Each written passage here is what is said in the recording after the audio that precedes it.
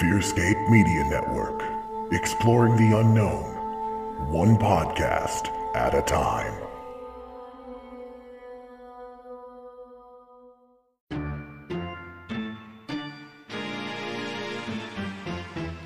Support for the Fearscape Media Network is brought to you by Manscaped, the best in men's below-the-waist grooming champions of the world. Manscaped offers precision-engineered tools for your family jewels. Manscaped just launched their 4th-generation trimmer, the Lawnmower 4.0. You heard that right, the 4.0. Join over 2 million men worldwide who trust Manscaped with this exclusive offer just for you. 20% off and free worldwide shipping with the code FEARSCAPE at manscaped.com.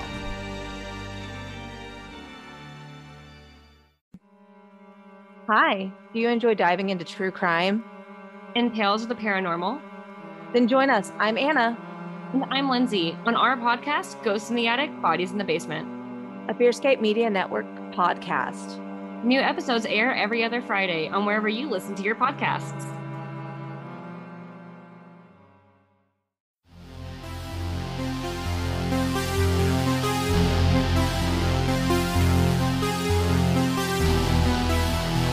Coming to you from nowhere, a suburb of parts unknown, your ghoulish hosts for an evening of terror, Stefan Gearhart and Lance Wayne, the Misters of the Dark.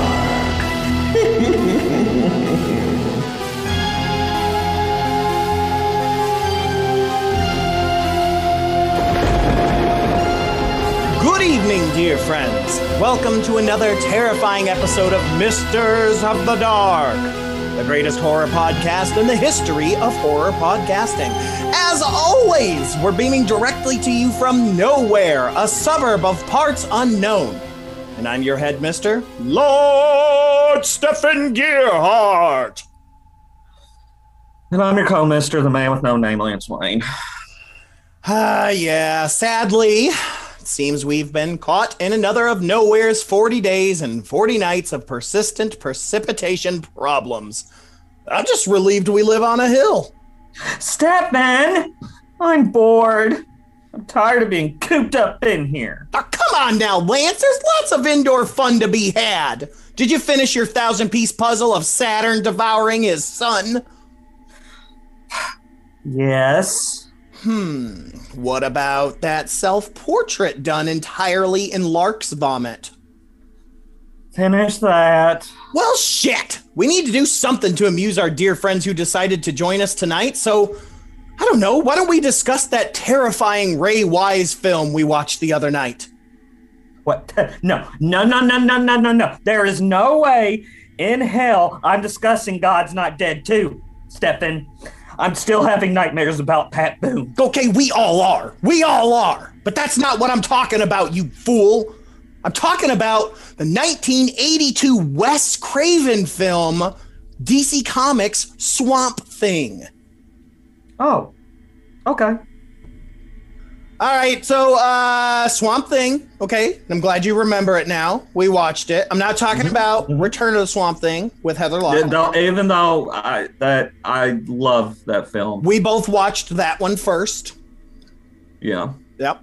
So we'll talk about that some other time. Okay, I'm not talking about the TV series. Both TV series, the new one or the old one, both canceled ahead of their time.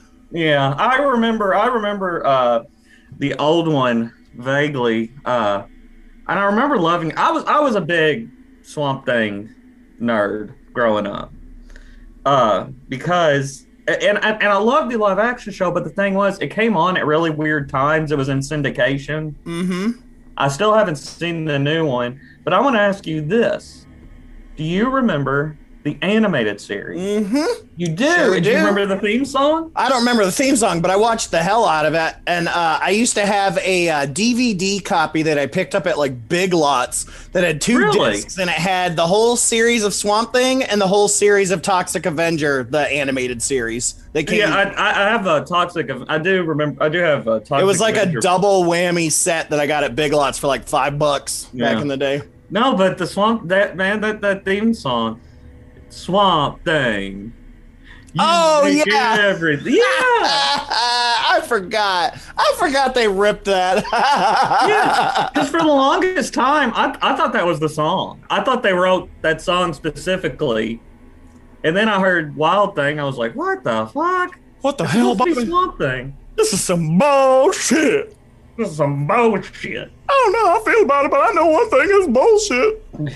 They had an awesome toy series, too. Yeah. So animated. Swamp Thing is pretty. I mean, and we haven't even talked about the comic book series. No, which my God, has no, consistently just been amazing since it started. The Alan Moore run, the recent run in New 52. I mean, it's just been phenomenal. And let me just say, in the New 52, or right before New 52, when they gave Swamp Thing wings, coolest thing that ever happened. Yeah. Coolest thing that ever happened. It was. That's an Hands awesome down. series. I feel like it goes a bit overlooked because the guy, when they did New 52, the guy, I always want to say Scott, I think it's Scott Snyder, the writer. Mm-hmm. He was also doing New 52 Batman. And I always feel like Swamp Thing kind of got overshadowed because his run on Batman was so good, and it was. I mean, yeah, it was a solid ass run. I mean, the Court of Owls got introduced. Everything. So I can see. I see being frustrated about that Swamp Thing. If anybody listening, if you had not read that first run of Scott Snyder New 52 Swamp Thing, please, you're doing it a service to yourself. Go read it's excellent. I've been recently going back because I have that DC Universe Infinite account, and so I've been going back and I actually started reading the Swamp Thing series that Alan Moore came on board, but I didn't realize he came on until like not episode, but issue like 22. So I actually read the 22 issues. I read the 22 issues up to it. They were pretty good too. Like, because that's Abby Arcane shows up and like a lot of like great characters that we know. I always just assumed Alan Moore created, but no, they were kind of Bernie. You know the artist Bernie Wrightson, right? Mm-hmm. He was. I think he was the first. I think he helped create Swamp Thing. If I'm not, I know he was the first one to like draw him, but he was I think he was co-creator too. Bernie Wrightson, he does all that awesome Frankenstein stuff. Yes, which God, we were so close to getting that Guillermo del Toro Frankenstein movie based off of his art. I wanted that so bad. I know. But yeah, so we got to talk about Swamp Thing and the movie, which was 1982. Okay, the very, very first thing that we've got to talk about is the fact that this is a Wes Craven film. Yeah. That blew my mind when I found that, because I've watched this movie. I'm probably the same as you. I've watched this movie ever since I was a kid. Yep. I mean, it was a childhood favorite. But yeah, when later on, when I got into the Freddy's and stuff like that, I found out that he made this film. It blew me away. Yeah, I mean, we're looking at 2 years prior to Nightmare on Elm Street. We are, yeah. And what about 4 years after Last House on the left? I don't have that in front of me. I think Last House came out I want to say 78. I'm probably wrong. 78. That's what I was 76. thinking. But yeah, I mean, they're pretty remarkable for such a B movie. Was it? If I'm not mistaken, this was like, I mean, Last House, of course, that's what kind of got his name out there. But this movie did fairly well, didn't it? We'll go over all that, the budget and what they made and all that stuff. But yeah, we're looking at 1982. This was filmed. It not only was this directed by Wes Craven, but it was also written by Wes Craven. Yeah, it was. Yeah, which produced also. Blows my mind. I just want to throw this in there too, just kind of as a another little comic book tie-in. But Michael, and I'm going to pronounce his name wrong. Michael Uslin, I believe is his name. God bless you. He produced this film, and he was the one. He's pretty much the reason we had the Michael Keaton Batman film. The Tim Burton, Michael Keaton. Yeah, Batman he was film. the producer of the Batman films. Yeah, because he bought the rights. Mm-hmm. He was. What's interesting about Michael Uslan as well is he was the first instructor to ever teach an accredited course on comic book folklore. Yeah. There's a really. I suggest whoever's listening go by this or however you read, but he has a really good biography. It came out a couple of years ago. I had it. It was called The Boy Who Loved Batman. Tells all his whole. I mean, yeah, I've seen that before. Yeah. I didn't know that was really about this guy. He's and I do want to take a second to talk about him because he's really interesting. He's a big comic book nerd, right? Yeah. I mean, he's responsible for some really cool stuff. Like one of my favorite shows was back in the day, the game show Where on Earth is Carmen Sandiego. Oh, did he do that? Yep, he's one of the. Yep, he's one of those big one. He was, of course, a Swamp Thing in the Batman movies.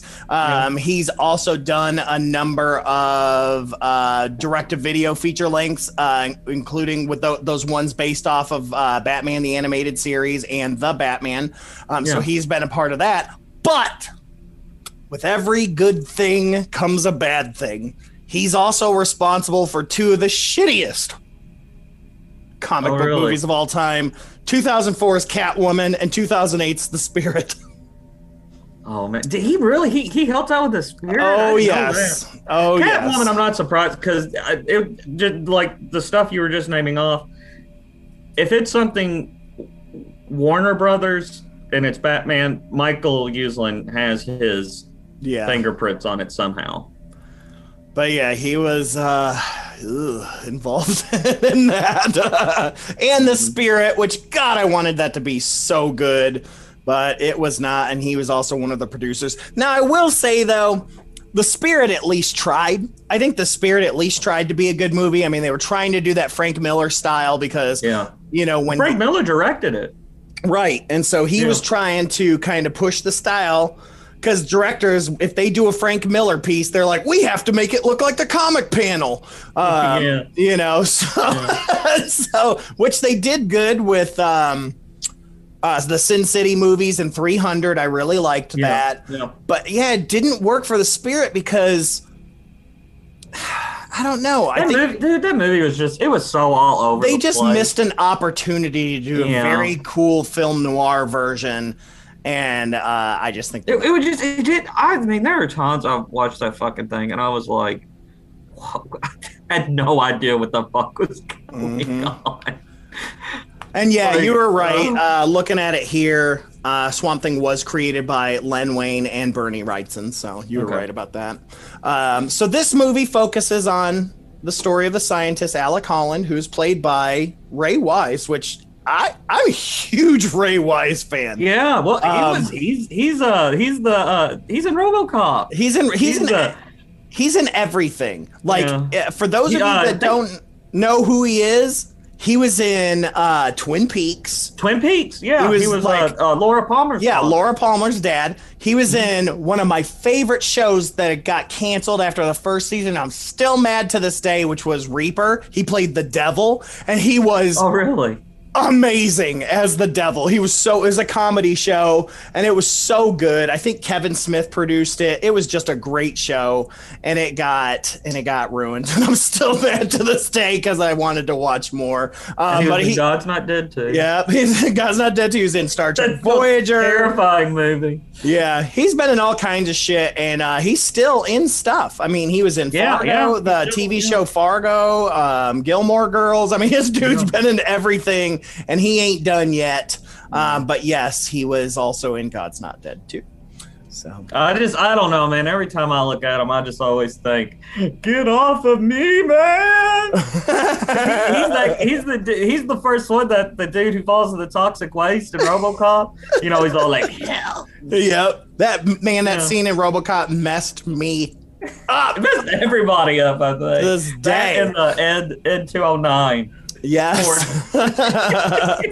But so it's about the scientist Alec Holland who becomes transformed into the monster, the Swamp Thing, through laboratory sabotage orchestrated by the evil Anton Arcane, which in the comics, Abby Arcane, which is his daughter, later becomes a love interest. It's a niece. Or niece, yeah.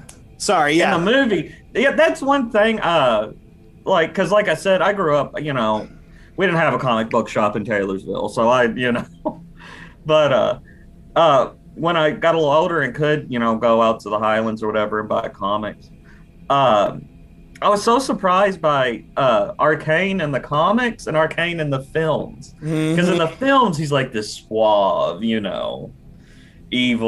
And in the comics, he's pretty much like an evil sorcerer or something. Yeah. He lives in a castle. What is it? He runs. Well, that makes more sense because it's Arcane. I mean, that's the whole point. I mean, but yeah, I mean, Anton Arcane, played by Louis Jordan, is something special. Dude, there's actually, because I researched him a little bit. Mm-hmm. I don't know if he did it on stage or if they did it was some kind of film, but he played Dracula. Yeah, it was a BBC television. It was a television production in 1977. I need to check that out. Yeah, he's a great actor. I mean, he's in a bunch of crap too that you love and know. You know what I mean? He was in a Bond film, I believe. Yeah, he was in a bunch of Selznick movies. Selznick's the guy that produced Gone with the Wind, very famous producer from back in the day. He did a lot with Selznick. He was in Three Coins in the Fountain, which is a really great one of my favorite movies. He was in the remake of Dr. Jekyll and Mr. Hyde. He was also in The Two Faces of Dr. Jekyll. Yeah, I mean, all kinds of crazy stuff. I'm looking over here. And then, of course, his great TV horror movies, Fear No Evil, Ritual of Evil, stuff like that. Man even did a Columbo episode. Oh, really? Mm-hmm. And yeah, you're right. He was Kamal Khan in Octopussy, the James Bond movie. So he is definitely. Oh man, I didn't even realize this. I need to go back and watch this now. His last role was in Year of the Comet, which is another great sci-fi. Oh yeah, movie. Really? Yeah. It's been a while since I've seen. So, but he's great. I will say this movie feels very much like a TV movie. I will say that. But anyways, so we've got the evil Anton Arcane later helps a woman named Swamp Thing helps a woman named Alice Cable. She's never called Alice. She's only ever called Cable. And that's the very famous Scream Queen, Adrienne Barbeau. And there's battles against Arcane and all of his minions and all of that jazz. So like we said, it's directed by Wes Craven, written by Wes Craven. Music's done by Harry Manfredi. Yes! I that blew my mind. I never... And I was even like paying attention to it too throughout the film. I was like, this could have easily been a Friday the 13th score. Oh, for sure. Yeah. For sure. Yeah, that blew my mind though. Yep. Not only that, the production company cracks me up because it's called Swamp Films, and I'm like, now hold up. Was Swamp Films before this movie, or they were like, we need to come up with a movie. Yeah. We need to come up. Well, Swamp Thing's gonna make $1 bajillion. Let's be Swamp Films. Yeah. I'm not sure. Because it's not a clickable link. But this was released in February 19th of 1982, ran 91 minutes. However, there is an uncut international version out there that's 93 minutes. So it's 2 more minutes, probably just of Adrienne Barbeau's boobs. Yeah. Which was very surprising because it feels like a TV movie. And then all of a sudden, there's her boobs. Well, I think maybe a TV movie with a slightly better budget. Because some of those... Okay. An HBO movie. Okay. From back then. There we go. From back then. An HBO... I don't know about you, but that fire stunt when Alec Holland, gets doused in flames or whatever, that is a pretty fucking crazy fire stunt. Oh, yeah. Talking about the old school... special effects and stuff. Yeah. But yeah, this the film they mostly filmed this in Charleston, South Carolina, and nearby Johns Island. And yeah, there was only a budget of $2.5 million, which Wes Craven was very proud in delivering the movie that he did. Still talked about it till the end of his days that this film, surprisingly, was with the budget he had. He felt like he put something out there that was fantastic. So, But yeah, so let's get into the movie a little bit here. There's some weird things that happen in this movie. Yeah. And knowing that Wes Craven wrote this makes Nightmare on Elm Street Part 2 feel a little bit more accurate. Well, he didn't write Nightmare on Elm Street 2. I was just making a joke. But yeah, so the whole thing takes place in the damn swamp. I mean, this happens. I mean, we've got immediately we see a scientist getting killed by this group of thugs. I mean, that's essentially how the movie starts. They what do they shove into his snake? Yeah, so they like capture the scientist, and one of the dudes pulls out a giant snake out of his pocket and just lets it bite this guy's face. You know how you do. You carry a snake around in your pocket. In his pocket, and the snake's not biting him, but it'll bite this guy's face. I want you to look this up specifically for me too. But I believe the Rambo looking kind of guy, Ferret, I believe is his name. Yeah, Ferret. I believe he played Krug. And yes, that is short for Kruger, which Wes Craven eventually used, but he played Krug in Last House on the Left. Yes, he did. I'm looking at it right here. That was driving me crazy. And we were way off. Last House on the Left came out in 1982. Oh, really? I thought it came out in the 70s. Sorry, 72. 1972. Oh, damn, it came out that early. Yeah. Sorry, I'm drunk on murder. I didn't do that. But yeah, he played Krug. Good call, dude. Oh, dude, this is weird how this all connects. So in 1962, his name is David Hess, by the way. In 1962, David Hess wrote and recorded Speedy Gonzales, which became a number 6 single on the U.S. charts for one Pat Boone. That bastard. He fucking haunts me. That's so funny. So this dude was apparently a songwriter before he became an actor. And if you want to look this up also, I'm almost 100% sure. Do you know that song at the end of the original Nightmare on Elm Street? It's kind of like a synthy kind of rock song. Mm-hmm. It's a nightmare. It's just a dream. I'm pretty sure he wrote and performed that also. I don't know, but I will say that he did record a version of All Shook Up. Then he ended up, Elvis liked it so much, Elvis had him write a number of his songs for him. No shit. Yeah. I don't see, does it got his music list on here? Television crew, soundtrack music. Okay, I'm looking at his soundtrack and music. I do not see Nightmare on Elm Street on here. I could swear that. So... I'm looking that up, man. But all right, keep going. I'm listening. All right. Anyways, yeah. So yeah, David has the Jewish Rambo. The Jewish Rambo there. So we get this guy killed. They pulls a damn snake out of his pants and bites this guy's face. While at the same time, you've got Alice Cable, Adrienne Barbeau, arriving at the bog. Well, not at the same time, right after, to serve as his replacement. So he's some sort of, this is a government installation. So this isn't like just some independent scientific research station or anything like that. This is a government run one, and Cable arrives there to serve as the replacement for the guy that was killed, or I don't even know. I don't remember if they knew he was killed or not, or whether they just thought he disappeared. But immediately upon heading to the research center, she realizes that one of the swamp sensors has malfunctioned. And so she gets introduced to a guy named Harry Ritter, who is the project supervisor. And then her guide, Charlie, tells Ritter that there is a rumor about an evil paramilitary leader named Anton Arcade who intends to hijack their operation. And this is where we get into Arcane here, not as a magician, sorcerer type person in the comics, but more of a Lex Luthor. Yeah. Really, at the end of the day, almost a terrorist, I guess. Yeah, like a rich terrorist is really what he's kind of.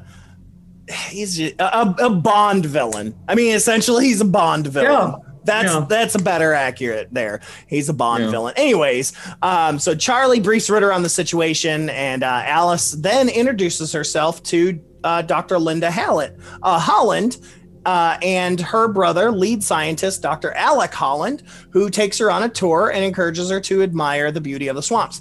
Now, I will tell you, if you do not pay attention, you will assume that they are married. They're actually brothers. I did, because in the comic books, they are married. That's his wife, is Linda Holland. In the comics, yeah. And so you're really weirded out when he starts hitting on Cable right in front of Linda. Like, you're like, what the shit is going on? And I've watched this movie a lot over the years, and it was not until this watching that I realized, wait a minute. That's a sister. You didn't realize? Really? Oh no! Even watching it this time, because that's always been my thing. Is I've always been like, he is just blatantly cheating on his wife. Like, that's always been my biggest, weirdest thing about this film. Is I never understood why Wes Craven wrote that he cheated on his wife so blatantly, and that we're supposed to be okay with it until this watching. Okay, wow! And then I was like, I knew that, man. Oh. That makes more sense. Yeah. I mean, and like I said, I think it's because I'm biased by the comics. The comics have always influenced me. So. Yeah, but I do as a sister. I think it's a little weird that she has a locket of him. I mean, no she even kind of acts like his wife. Like, it's so weird. Like, they're like the powerhouse husband and wife, but they're not. They're siblings. Just a heads up. Spoiler alert. They're brother and sister. But anyways, so Luke and Leia thing going. Well, it's funny because she's like, "Oh," Cable's like, "Oh, you're Dr. Holland." She's like, "Well, yeah, I'm Dr. Holland, but I'm not the Dr. Holland." I'm just a woman, dude. I'm a woman. When it really looks like she's the one that did most of the work. It's just Alec wrote shit down in a book. Yeah.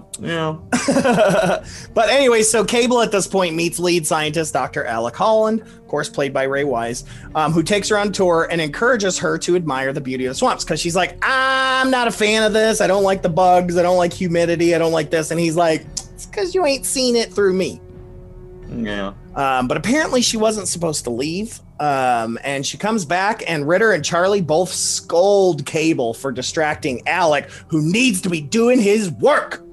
There's a government job. Yep. There's a government job. Do your work. But Alice mentioned, or excuse me, I'm not going to call her Alice. When Cable mentions the broken sensor, Ritter reveals that her predecessor was attempting to repair it when he was killed.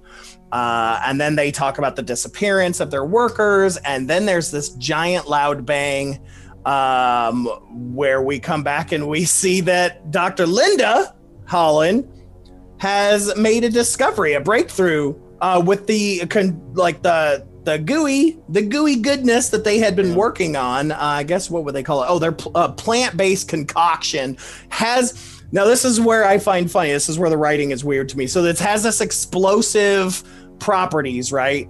And so she's like, look up here. And she's like, she dips her hands into the slime and then throws it to the ground and it explodes. I'm like, I wouldn't be putting my bare hands in there if this explodes, because I don't know that in the 5 minutes you've figured this out, that you've tested to see what the pressure is that's needed, and she does it multiple times. She just shoves her. So honestly, I just thought, aside from thinking how much the chemical or whatever looked like Ecto Cooler and the stuff from Reanimator. Also, man, I've always had this. It was made out of Slimer from Ghostbusters. Yeah, but don't you just find, man, there was something about that, like from the 80s to the early 90s. Toy companies and stuff were just pushing slime. We had Ghostbusters. Oh, yeah. We had the Toxic Avenger. We had Swamp Thing. We had Ninja Turtles. We had everything Nickelodeon. Yeah, with slime. I mean, I just wonder what. I can remember, I think even one of the He-Man. Yes. Some of the He-Man action figures, but I think one of the Skeletor's castle, you could press it and ooze would come out of its eyes, and come down, and you're like, yeah.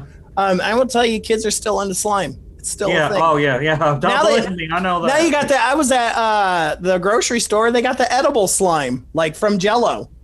It's basically like a pudding Jell-O mix. But yeah, it's edible slime. Well, we didn't eat it as a kid.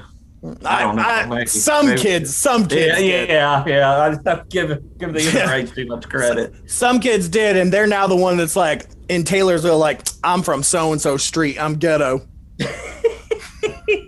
Like that. From the hood. Taylorsville. Oh man. Compton with cows. Right, Compton with cows. Compton. But yeah, so you've got this explosive stuff here. It's pretty cool. It's fun. It's exploding. She's just throwing it on the floor, all kinds of stuff like that. And Alex pretty pumped about this as well. And then Alex shows Cable a hybrid plant and animal cell.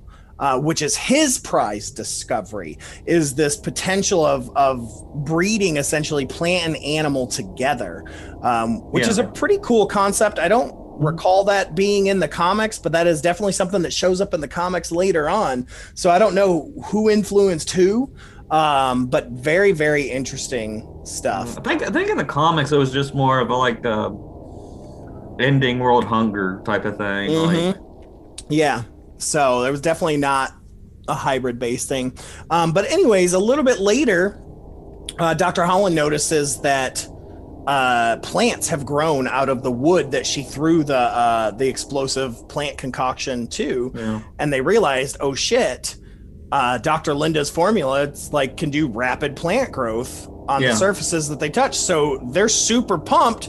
And this is, for me, was always very awkward because Alec then grabs Cable and kisses her.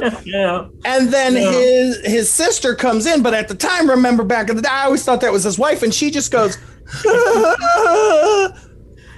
and you can tell she's uncomfortable. Well, because at first, if you remember, he goes, Linda, come here, look. Yeah, and that's when he decides to kiss her. And then, she does walk in. She's like, "What?" And at this point, he's already been hitting on her hard. Like he has been hitting on Cable hard. At this point, it is very apparent that he wants some Barbeau in his life. So I don't know why. What did I say? According to my mother, everybody did at that time. I told you, I think she looks like a hybrid of Michael Jackson from Off the Wall and fucking Weird Al from UHF. Like you merge them together and put boobs on them. You got Adrienne Barbeau. Now we'll say, she's a fantastic actress. She's a fantastic actress. I love her in all her films, and she does have she does have a very nice body. I will say that, but moving on. It's a butterface, Lance. It's a butterface. Oh my god! Just gonna say it. Oh, and I know Victoria and everybody's gonna kill me, but God. All right. Anyways, yes. Back to what we were saying. There goes our audience. Yeah, but thank you, Aaron. We appreciate it. But yeah. Anyway, so Alex kissing her and all kinds of stuff like that. He then sends her to go get Ritter out of the control room.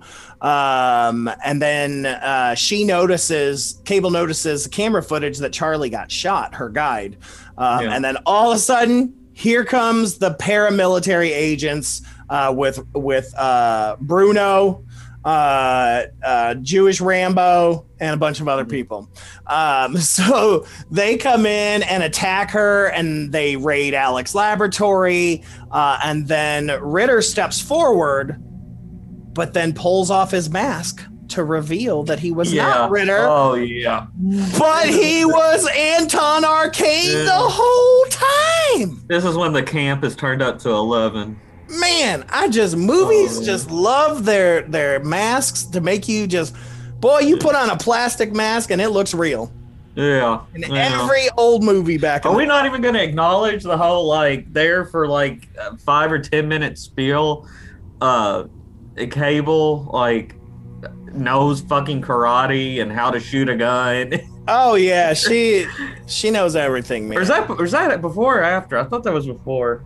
I don't know, but she knows everything. I mean, Well, then that fucking karate chop that yeah, I wouldn't fuck with her. Jewish Rambo gives to her. Right.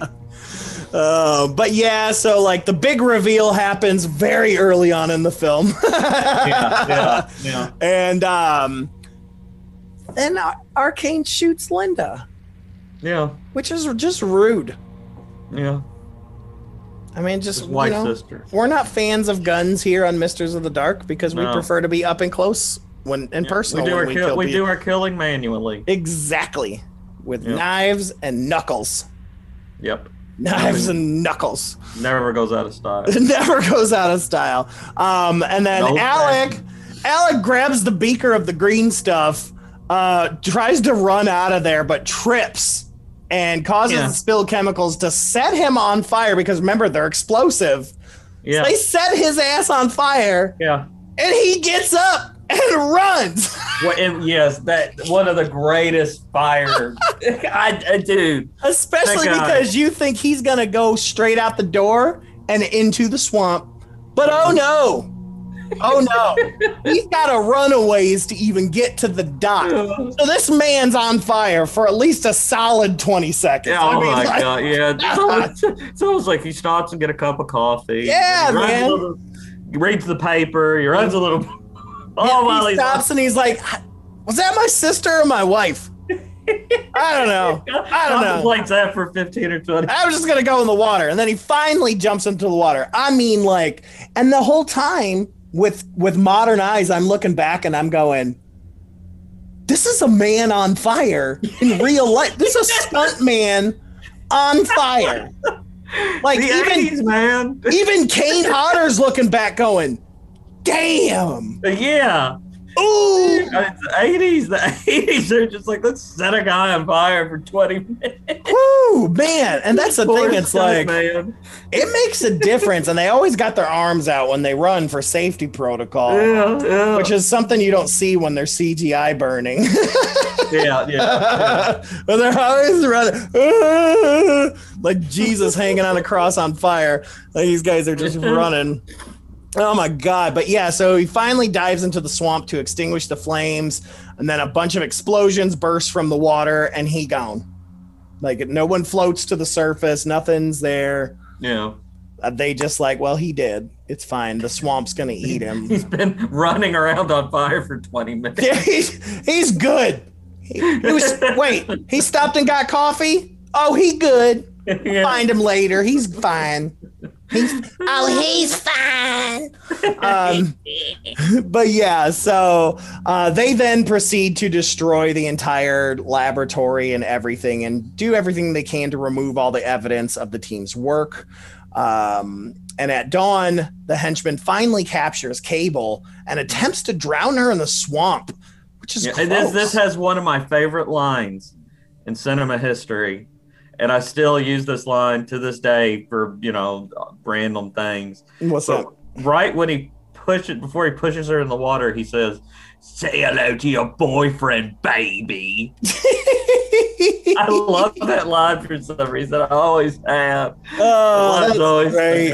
I love it. You can tell how important he is because every description I see of the scene just calls him a henchman. So I don't even know what his name is. He's even got a name. He's got to be. I think it's Ferret. Is it Ferret? No, Ferret's Rambo. Was it Rambo? Yeah.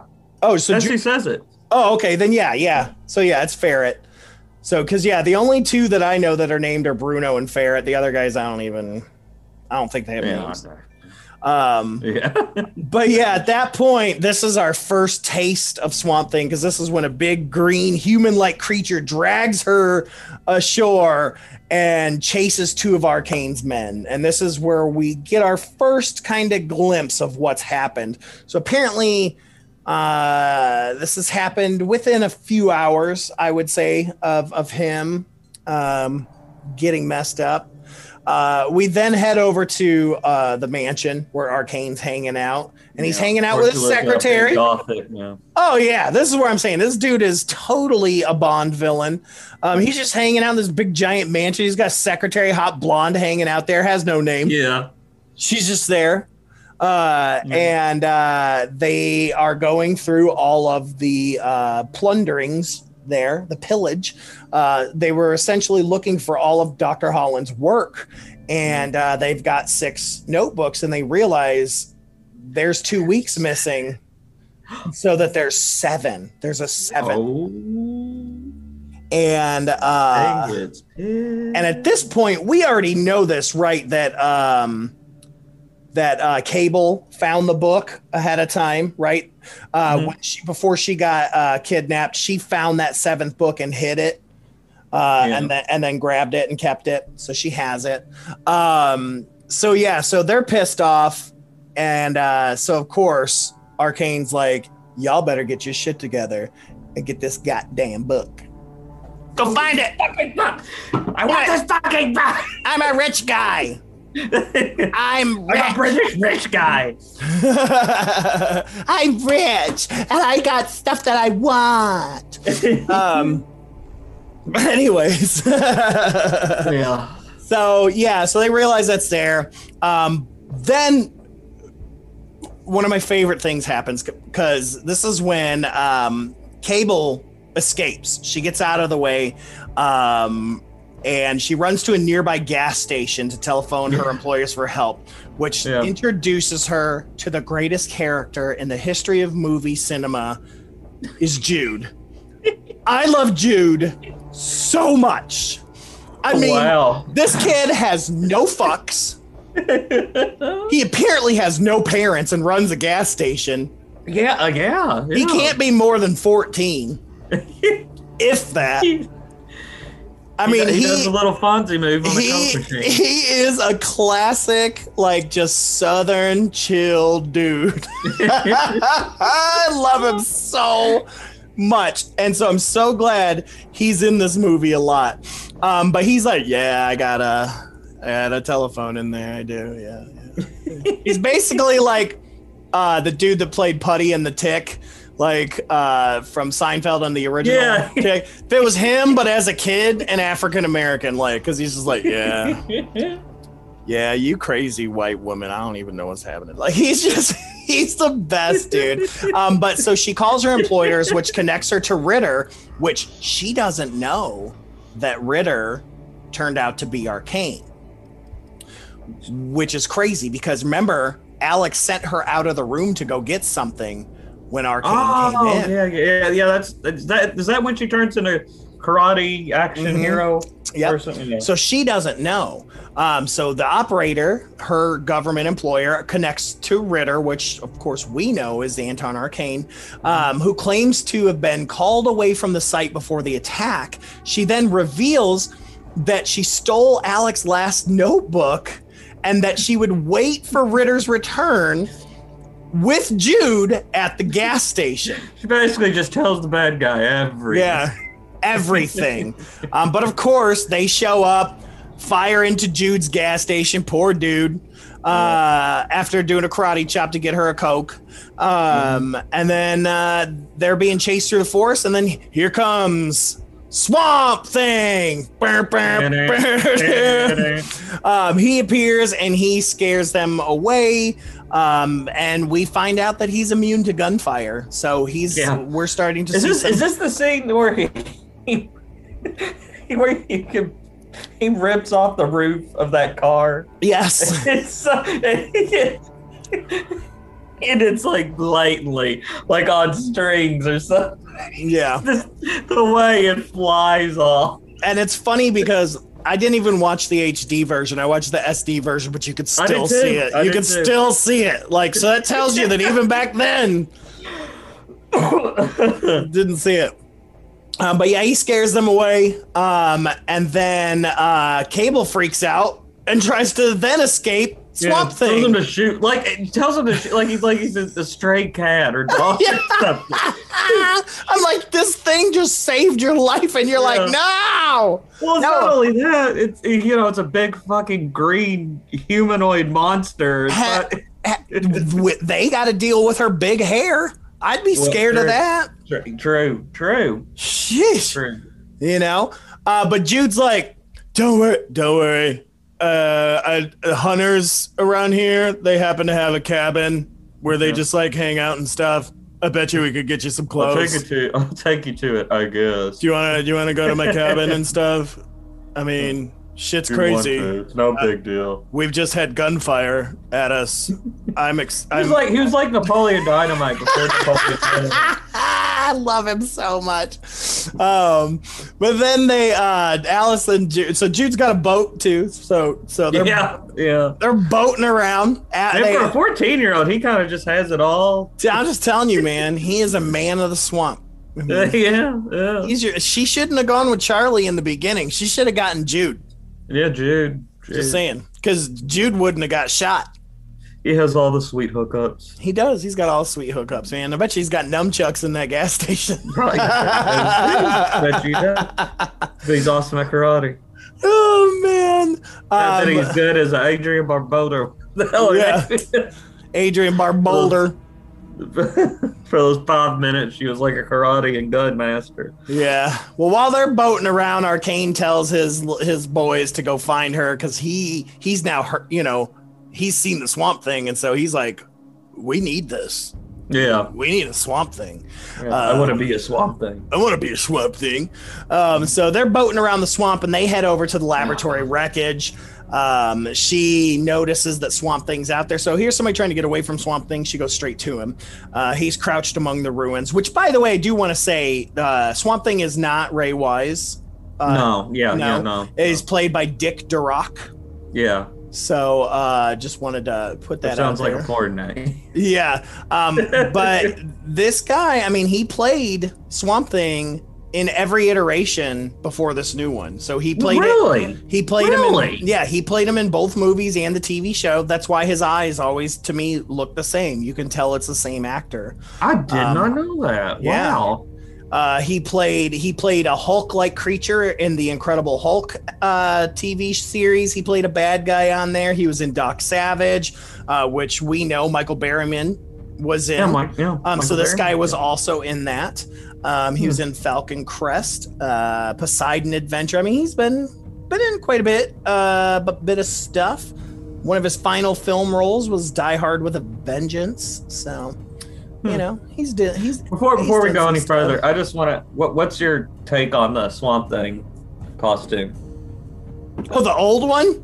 This one? The one in this film. Oh, it's god awful. It's god awful.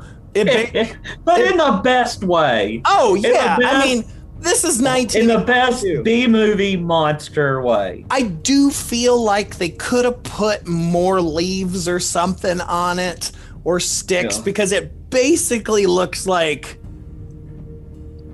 they took a green tent or a tarp and just kind of wrapped it. He does kind of look like a walking green condom, doesn't he? Yeah, it's like nothing looks like the comic except for the direct face. I mean, they made sure that nose looked exactly like Swamp Thing, and everything like that. But even like the picture on all the posters from back in the day that were painted and drawn. I mean, they made Swamp Thing look like Swamp Thing. And then here's a dude wearing a sweatsuit with a couple green things.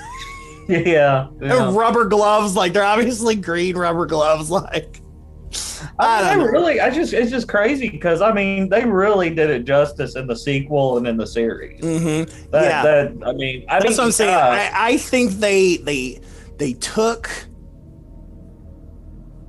this costume and improved it for the rest of the things.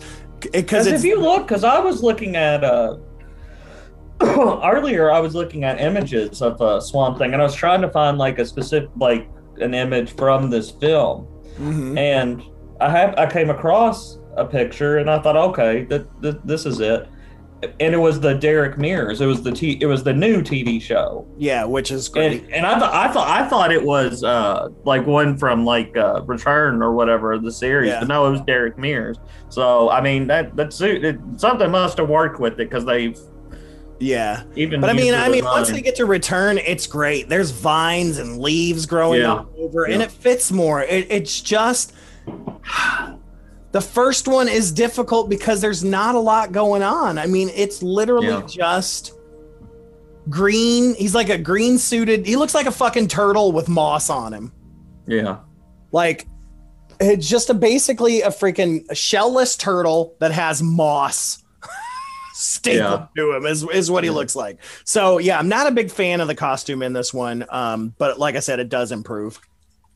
I don't know, man. I mean, but I love it in just that B movie monster. Oh, collection. sure. Yeah. In that regards, yeah, I love it. It's great. It does its justice. As does his powers. I mean, making a hand glow green to show that you can heal things. Yeah. Never gets old. Mm-mm. Never ever gets old. But yeah, I love it. It you're right. It gets the job done. But anyway, so back to where we were. Cable's watching Swamp Thing. He finds that locket of his sister's, Linda, not his wife. And she goes back to the boat. You keep a locket of you and your sister, right? No, I don't. Me either. I feel so bad after watching this. It's weird though, because I have a locket of me and your sister. What?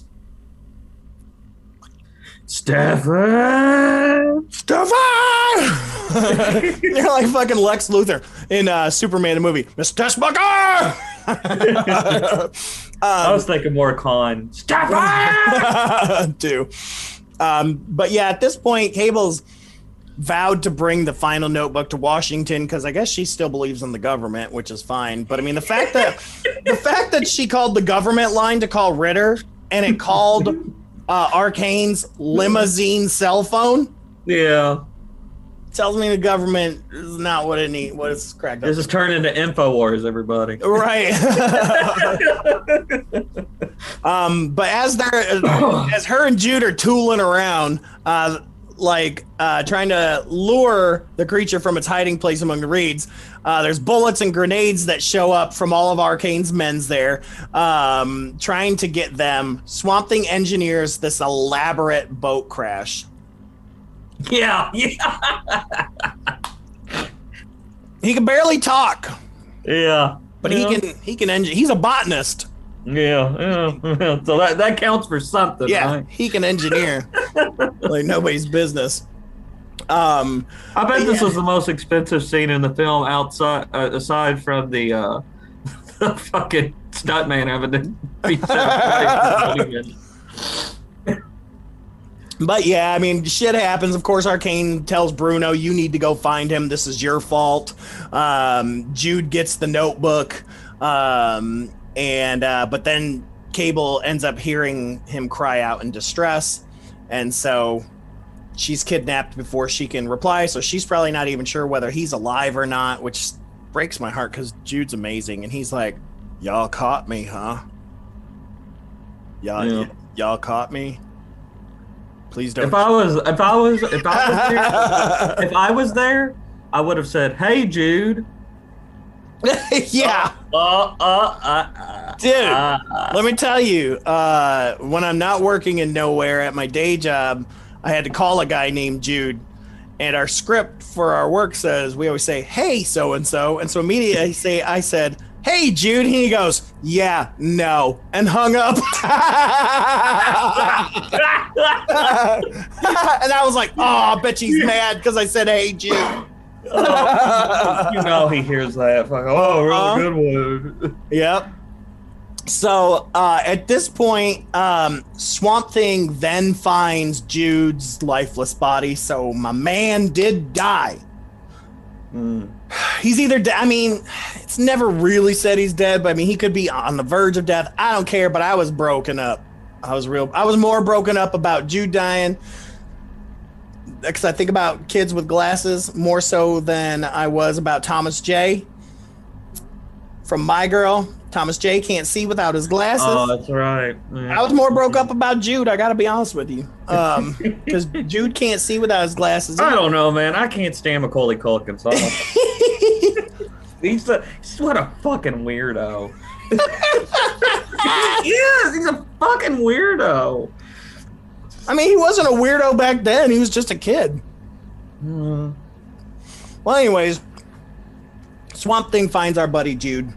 Says, "Hey, Jude, and puts his green glowing hand on his chest. Thank God. This instantly revives Jude. Yeah. Jude. Swamp Thing's Jesus. Jude reaches over. This man grabs his glasses and puts them on and is like, well, there goes the neighborhood. That's the line that he fucking says. He goes, well, there goes the neighborhood. Yeah. As opposed to Cable, who's like fucking shooing him away like I said, like a stray fucking cat. I mean, I laughed so hard when that man said, there goes the neighborhood. I rewound it a couple times. Just dying, dude. But at this point, you know, Jude knows that now Swamp Thing has got to be Cable's friend. So he gives Swamp Thing the book for safekeeping. And you can tell Swamp Thing is remembering he's Alec. And he recognizes that book. There's obviously this, okay, so we now know 100% that it's Alec.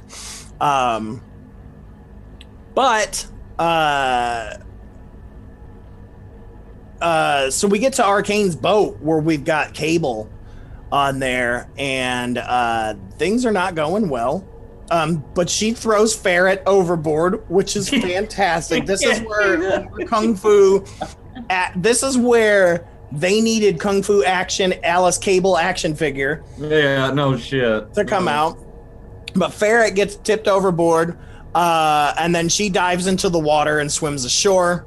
And then she bumps into Swamp Thing, who calls out her name. So this is really getting around the first time we're hearing him speak. So he's like, Cable. Yeah. Cable. One of the things that I really liked reading the, I think it's the Alan Moore, when Alan Moore is talking, or not, when they really get into the anatomy of Swamp Thing, about how. Oh, are you talking? Yeah, I just read something like that today. Are you talking about the? I'm going to pronounce it wrong, but the Fluoronic Man. Yeah, Fluoronic Man. Yeah. Where they talk about that today. Who's a great character. He's an old character from way before Swamp Thing, but the Fluoronic Man does that anatomy on 7, so he goes into talking about how he speaks, because he doesn't actually have a heart. He doesn't have all of these things. The plant tried to mimic humanity. Yeah. And that's he was why trying to replicate what he knew. And it was really hard for him to speak. So in a lot of the comics, even to this day, Swamp Thing, they're thought bubbles. They're things that he's thinking. Yeah. Because it's hard for him to speak. So there's a touch of that in this, you know. A touch of that. That is a really, man, it's been a while since like I said, just from watching the film the other day, I kind of, like you, I've kind of gotten back into, you know, I want to reread the comics. Me too. It's been a while since I read that storyline. Man, it gets fucking trippy. Oh, Fluoronic Man's crazy, dude. Yeah, oh, God, I want to do a big, just like movie. You know, the whole, like it. Alec Holland isn't trying to replicate the plant. The plants are replicating Alec Holland. Yeah, weird. Which is really messed up for him, because he's like, I'm not even real. I'm a copy. Yeah. Really, one of the best. I don't know. I'll go out on record. One of the best like comic storylines ever. For sure. Yeah. For sure. But anyways, yeah. So Alice, Cable, she gets out there, finds Swamp Thing. Ferret, of course, shows up because he's following her, and this motherfucker chops off his damn arm. Yeah. Like, come on, dude, that's rude. Yeah. I gotta say though, he did do it knife and knuckles. So I mean, knife and knuckles, yes. Gotta give him that. He did do it knife and knuckles, so I gotta give him that. Then in a very creepy, like the one piece that's really horror at this point is when he grabs Ferret's head and just snaps his neck in a very slow, creepy, crunchy kind of way. Very Jason Voorhees. He grabbed that Daniel DeRemus haircut, dude, and just snapped it. That Daniel DeRemus. Happy birthday, by the way. Yeah. Yeah, here's your gift, you piece of shit. I love you. I love you. Just joking. But yeah, snaps his neck. This makes Cable faint, which surprises me for being Kung Fu Action Barbie over here. She faints at that. But of course, she wakes up in his embrace, and he presents her with that orchid plant. Now, this is a callback. We didn't mention this, but this is a callback to the beginning of the movie when they were when going around the swamp. He grabs this orchid, and he's like, "Oh, these things grow everywhere. Look how beautiful this is. This is for you." I'm Ray Wise. I'm Ray Wise. That's not how he talks. Flamboyant actor in all of Hollywood. Oh God! I'm the Swamp Thing. But gets her that, and at that point, she recognizes, "Oh shit, this is Alec, who I met for 5 minutes and am madly in love with."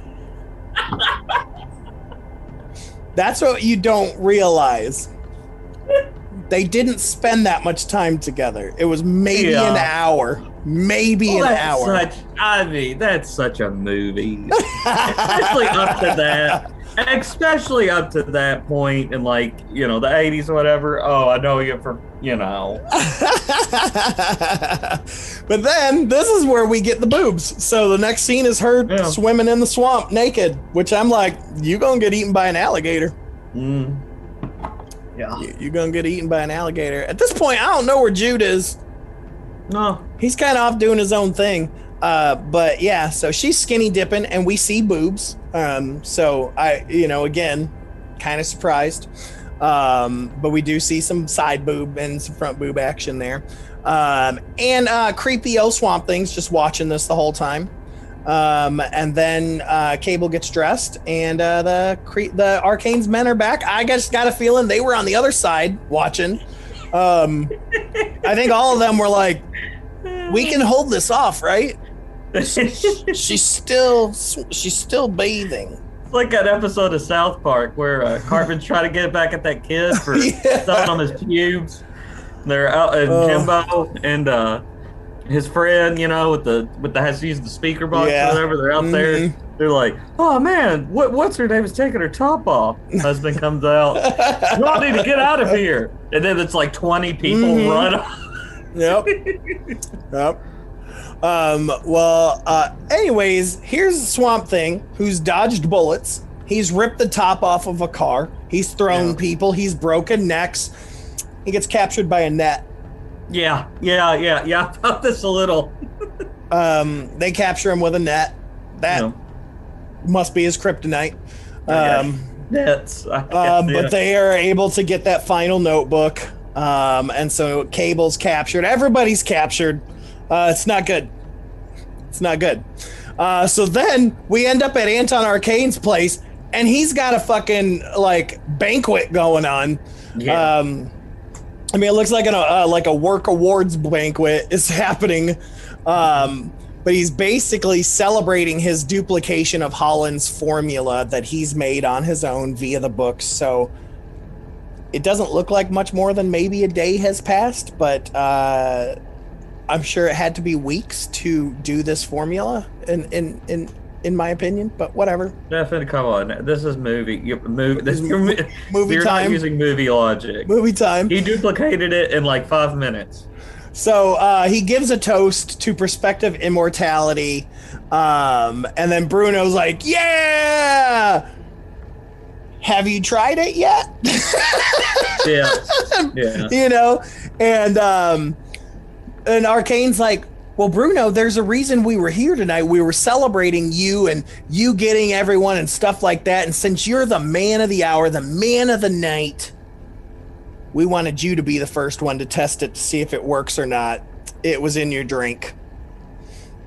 And Bruno's like, I gotta kind of stop. I gotta admit, there's two parts of this movie that, like I said, I loved watching this as a child, but there's two parts of this film that did freak me the fuck out.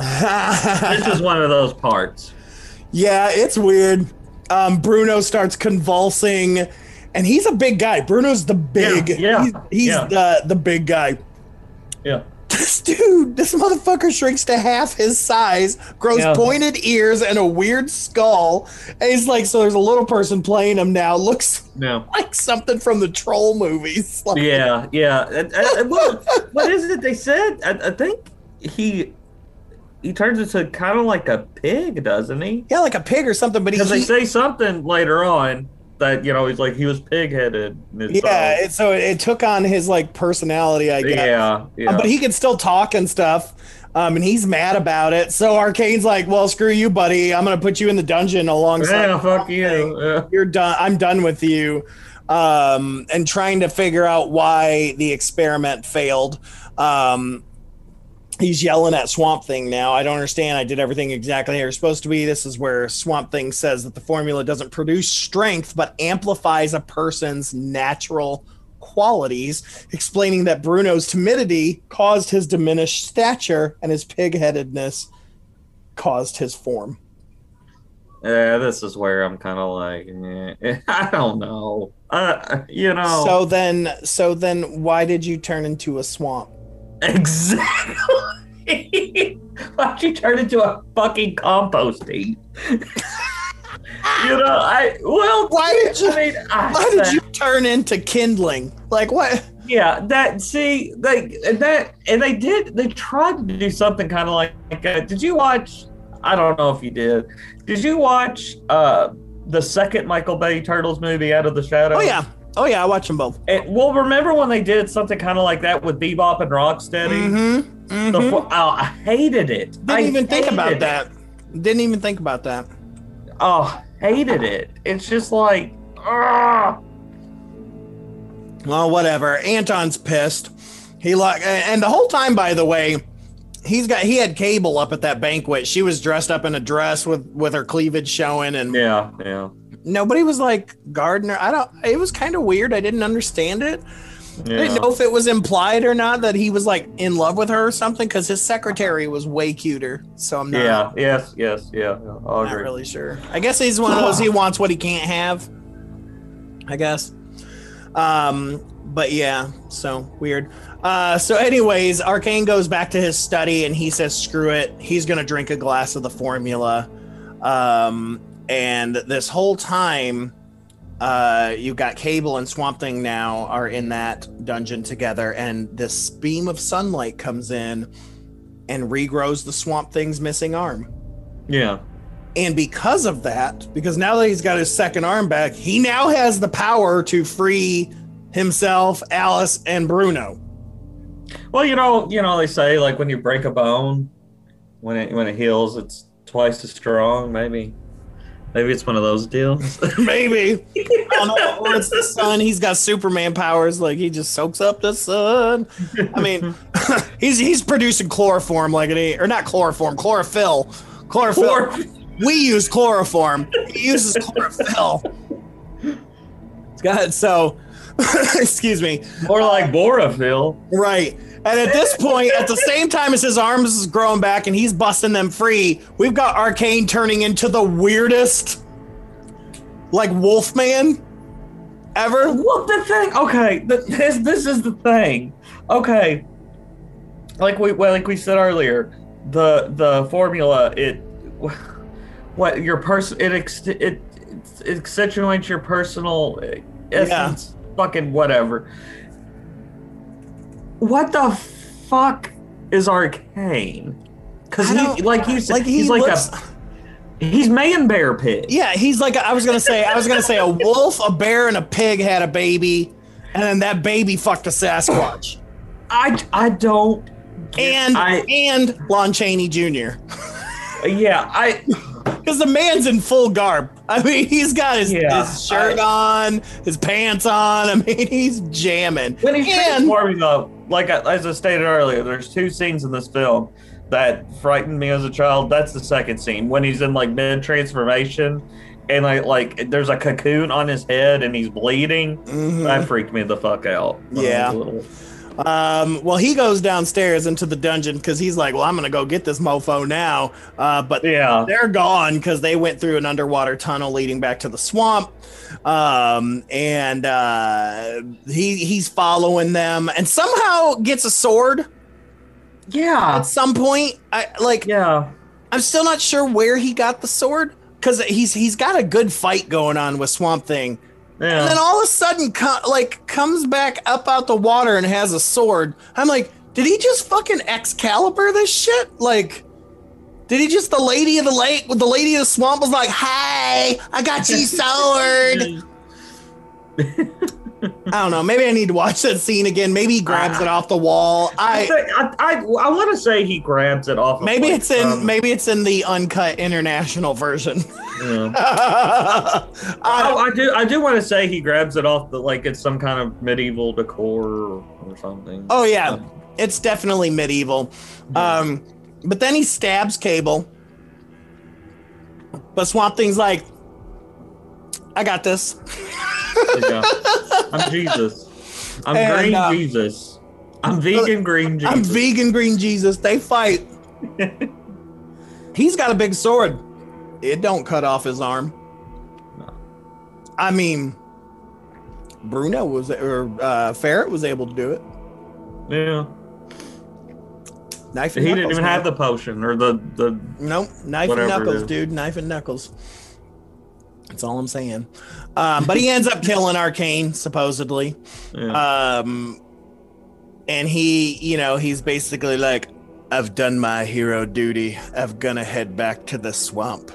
Let me just say, when he kills Arcane doesn't have blood, but he has that it's some kind of gunk. And growing up, like I said, you can always watch this film. It always reminded me of this nasty vanilla pudding kind of substance they used to serve at the school cafeteria. Tapioca. That's what he bleeds. It's tapioca, man. Yeah. Whatever. It was Nickelodeon gack. Yeah, maybe. I don't know. It was Taylor's Black. We've got this old curdled pudding. What do we do? Tell them it's tapioca. Yeah. But I always think of that every time I see the gunk coming out of his body. That's what I always goes to. But yeah, so she's saying, "No, Swamp Thing, don't leave. We can still, your brain is good. We can do this together." And he's like, "No, I gotta go, but I'll be back someday." And then Jude pops out from nowhere and is like, "Is he coming back?"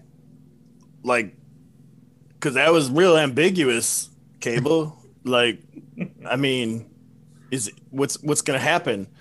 And she looks at him, and then she starts to say something, and then she just doesn't say anything. No. And they just watch Swamp Thing walk away into the marsh. And that's our movie. Yeah. I love it. Guys, she wasn't her character from Creepshow. You never know. Well, what is it? Tell him to call you Charlie. Mm-hmm. I can't remember. Man, it's been a while. Oh man, whenever she gets older, and she starts playing those creepy moms and aunts and stuff. Oh, that's when I think Adrienne Barbeau does her best work. Yeah. But yeah, so that's our film. Good movie there. I enjoyed it. It's out on, it's not free on anything. I'll tell you that. No, me too. Same. And the Blu-ray version with the extended cut is available. Came out in 2019. Let's talk about the reception here a little bit. Did have mixed to positive reviews. Let me see here. Roger Ebert gave the film 3 out of 4 stars. No shit. Really? Which is super surprising. Yes. There's one critic that said it is unabashedly campy, often to its detriment. Swamp Thing is not without its charms, however. Among them, Adrienne Barbeau as the damsel in distress. Far from a damsel, in my opinion. Yeah.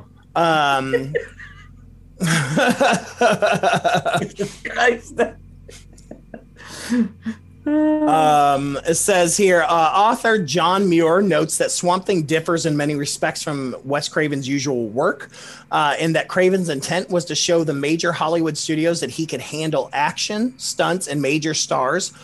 Craven substituted his usual focus on the problems of family and society for pure, unadulterated entertainment. Nevertheless, some of Craven's usual themes and images do appear. For example, In Last House on the Left and Hills Have Eyes, Craven shows a close connection between the landscape and his characters, and none was more connected to the landscape than Swamp Thing. Obviously. So, one journalist wrote, as much fun as this film can be and often is, it's equally often difficult to ignore that Swamp Thing ultimately is, at its core, a rubber suit.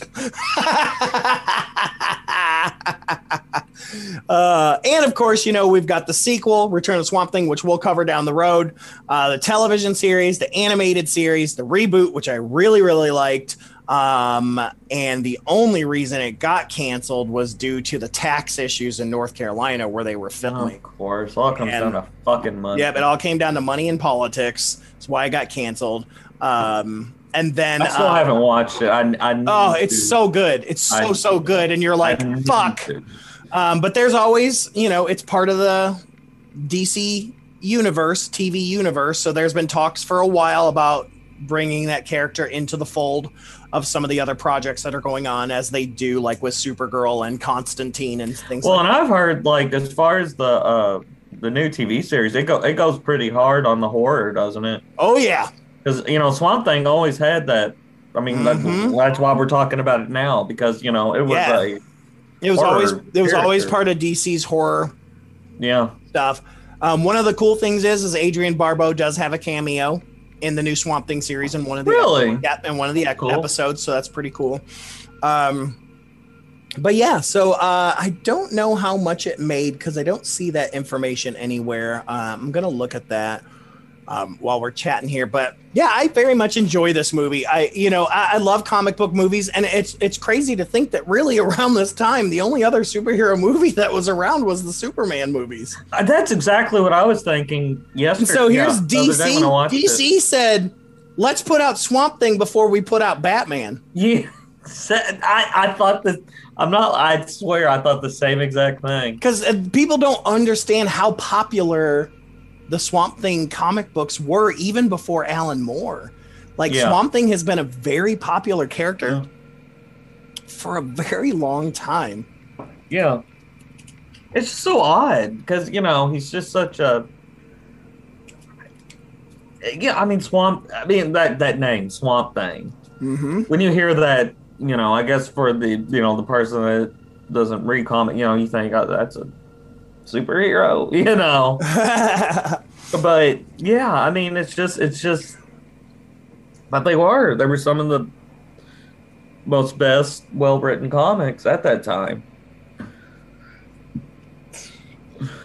Yeah, they were really good. I'm not seeing how much it made here. I'd have to look that up. Doesn't matter though. It did successful enough that they were like, let's make a sequel. Yeah. Let's make it. Well, I want to say I heard on some, I don't know if it was a documentary or interview or what, but Wes Craven considered this, like his first hit. Yeah. And, and so did other people. And I don't know. That just says something to me. Somebody is, Yeah, like I said, up until this day, up until he died, he said that. And here's a little fun fact here. Swamp Thing is one of only 2 DC Comics movies to feature female nudity. What's the other one? Watchmen. Oh, yeah. Both Alan Moore. Really, at the end of the day. Yeah. I don't know. Joker didn't feature any nudity? I don't think so. Even with the tar rating? Well, try to put that movie out of my mind as much as I can. I enjoyed it, but people, before we have people say, what the fuck? I liked it. I thought it was a good film, but it's just so fucking sad. It's so fucking depressing. You're depressing. I know. But yeah, so again, I don't know how much it made, but I know, like we said, it did well. I really enjoyed the movie, and there's something special about it, realizing that it's a Wes Craven film. Yeah. There is a magic to it. Jude's the best character ever written in the history of mankind. And I just, Adrienne Barbeau, she's great. I mean, you can't go wrong with her. Yeah. I mean, she's great in every movie she does, whether she's playing a creeper, a sex symbol, or whatever. She's the best. So, I ain't mad at her at all. It did it got nominated for a Saturn Award for Best Horror Film. Yeah, it didn't win, but it did get nominated. As horror film. Yeah, as horror. Oh, wow. So people even back then were looking at it more as a horror. Because I knew it featured a monster, but I always thought, especially when I was a kid, little, I always thought of Swamp Thing more as kind of like DC's answer to the Hulk. That makes any sense? You know what I mean? Yeah. I saw him as a monster, as character, but I never really saw it as horror. Yeah, I guess that's just that they always put him in horror. Yeah. That's the only thing I can think of. I mean, he first appeared in House of Secrets 92 and 1971. So, yeah, I don't know. At that point, he'd been around for just over 10 years when this movie came out. Just pretty impressive. It's funny, we look at today, we look at things like, why is Harlequin getting her own movie? She's only been around so long. We still haven't seen a this or that movie, we haven't seen a Zatanna movie, but we got fucking Harlequin, And so I'm sure there were DC people like, well, how come Swamp Thing gets his own movie? Batman's been around forever. How come there's not a Green Lantern movie? So, very, very cool. What else was I trying to look up here? Oh, here's a little fun fact as well. In the uncut version, I was absolutely correct. The extra 2 minutes do indeed give you extra seconds of full-on breast shots. So there's also the other thing that's taken out is at the beginning of the party scene where Bruno's kind of being, at the banquet, there's apparently 2 dancing gypsy women taking off their clothes.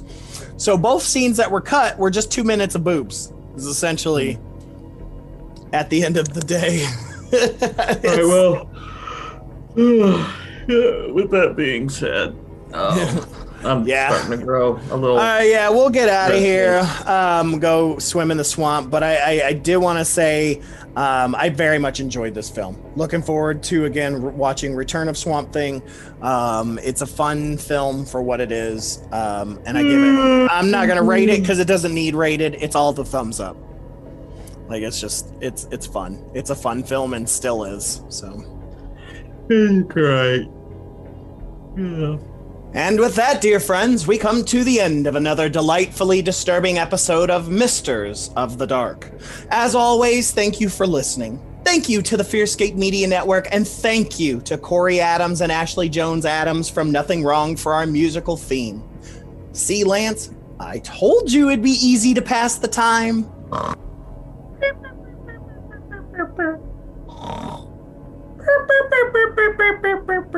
Oh, would you look at that? I guess some little body did have a little too much fun today, my Mr. Man. No, go away, go away. Uh-oh. How are you still alive? It's Voodoo. Oh. Please, for the love of God, don't say Tutti Frutti. Lance, calm down. You're having a nightmare. You're so vanilla. Oh boy. I'll deal with you in a second. But before we go, dear friends, I'll leave you with this. In nature, there is no dirt. Everything is in the right condition. The swamp and the worm, as well as the grass and the bird. All is there for itself. Good night. At least take your dentures off first, please, for the love of God.